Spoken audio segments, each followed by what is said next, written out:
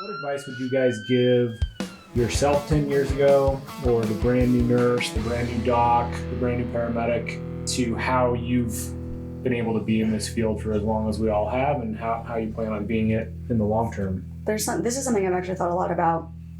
And I think it all goes back to kind of appropriate understandings and expectations. And I think you have to understand from the jump, you can't save everybody. You know, you can do everything right. You can use all of the tools at your availability. Have you heard this podcast before? Sounds familiar. You can use all the right tools, do all the right things. You can be, the most proficient in your skill set. Your team can function and flow flawlessly on a case, and you might still lose them. And it does not make you less of an EMT, medic, nurse, doctor. Sometimes it just happens, and you need to give yourself grace in those moments and learn what you can to do better next time. Despite our best efforts, you can't save them all, but you're still going to try like hell. And I would add, you can't save everyone, and not everyone wants to be saved. That's true. I know we touched on it earlier. I think one of the things that always I tell a lot of people that want to get into this is you got to remember, it's not all lights and sirens, It's not always everything we do, as we said earlier. It's not, you have to have those. And I think a lot of people, when they look at, especially, the street side of things, they think it's that's what it is. You have these shows out there now on different television series that all they show is those awesome things. And I always tell people, it's that's, maybe a small 5% of what we do. Yeah. And reality of what we do. And I mean, I think on top of it, though, you just kind of have to love what you do more than anything. Mm-hmm. I think after that first time of sitting in the ambulance for 12 hours going, I have run how many tow pains? Or I've run how many of this? And then just realizing this is the job. It's the job. But I love it. Yeah. You do. You have to have a love affair with your job. Sometimes I have to admit those toe pains. Yeah. Sorry. Once in a while. Yeah. Everything you hear today from myself and my guests is opinion only and doesn't represent any organizations or companies that any of us are affiliated with. The stories you hear have been modified to protect patient privacy, and any resemblance to real individuals is coincidental. This is for educational and entertainment purposes only and should not be taken as medical advice nor used to diagnose any medical or healthcare conditions. I would give advice to anyone going into the field or thinking about going into the field that you cannot take care of other people unless you take care of yourself. Yes. So the importance of self-care cannot be stressed enough. And again, it looks different for everyone. For me, it's making sure I exercise regularly and I have hobbies and I have fun and I spend time with my family. Other people may value different things. Don't lose sight of that. There are times where you may need to decrease some of that when you're trying to make it to the next step, study for boards, graduate from school, whatever it is, but you can't take care of other people until you take care of yourself 100%. Yourself always comes first, not in a selfish way, but so that you can be better for other people. Self-care is not selfless. Enjoy life. Life is awesome. The world is awesome in spite of what people say. And it's up to you whether you take those opportunities or not. And you're not going to be a good insert title here.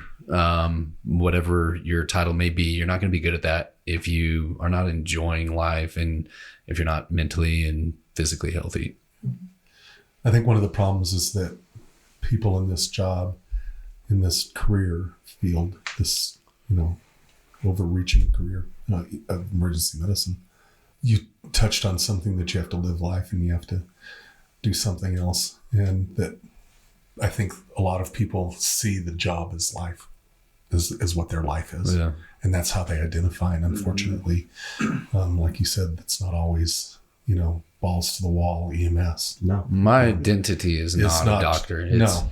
It's a family man and someone who enjoys doing things outdoors. Doctor is my profession. Yeah. So and I love it, you might want to not as much as I love the rest of my life. I can tell you this because I have knowledge, because I've got a friend that I'm very close to that's a PA in the ER. And the docs come up in conversation, right? And one of the things that she tells me about you is She goes, I love the fact. She goes, I love working with him for one thing. She goes, but I love the fact that he talks so positively about his wife and his kids, and that you're a good family man. And that should mean more to you than being a doctor. It does. And so, And my wife would love to hear that. She wants the podcast. I'll cut that out as a reel. yeah, you should. But I mean, just to tell you that, because Thank you. That means a lot. yeah, because she's pretty shy and she probably wouldn't tell you that to your face. Well, and I think it makes you a better provider when you've actually taken care of yourself first thing. That's Yeah. what I try to tell people is like, I keep hammering 75 hard. People are probably sick and tired of hearing about it, but if you can get up early before your shift and spend some time on you, whether that's exercise or meditation, Reading, yeah. drink a liter of water, Yeah. eat some like nutritious food A before you go to shift. You should be drinking a Wow. liter when you first wake up, Alex. We practice the United States. They aren't That's what I was liters. They're asking. cups and gallons, buddy. Yeah. What's a leader? Want a leader of All I color. know is 4 of them makes a gallon, and that's what I'm aiming for. But like if you can take that time for yourself before you go into work and make your identity about what your routine in the morning Yeah. and just take care of yourself first thing before you go and have to take care of 30 patients, you're going to be a much better provider if you've made yourself the first priority of the day. And people wake up 5 minutes before their shift and roll in not ready to go, not mentally clear. They're not mindful. They haven't done anything for themselves before they come into work. Yeah. And I don't care if you have to work at 6 a.m. Like get up at 4 and do something for yourself Yeah. before you go into work. I think that's been key to my own mental health and physical health over the last couple of years is just making yourself the number one priority. Yeah. I agree with you so much. Like my shift starts at 1900, and on my Tuesdays or my Wednesdays and Fridays in my shift schedule, like I get up at 3:30 and I work out. You know, even if it's just a 30-minute, I'm on my Peloton getting cardio in. I don't consider myself a creature. This Listen, okay, look. I don't think my It's a feet tricycle even version. goes that low on my Peloton. You're up on the pedals the whole time. Believe it or not, my seat is not as low as it can go. I guess I have long legs for a midget. But I don't consider myself to be a creature of habit because I think habits are things that we do without thought, without intention. I consider myself to be a creature of ritual. I have the same ritual before every single shift. I do a mindfulness thing. I light some incense. I light some candles. I actually have a playlist that is labeled in my phone, my Rad RN Jams playlist, that I listen to every single day as I'm rolling into work to get me into that mindset. And I do this. Those are all very active choices I make to prepare myself for the shift, to take care of myself.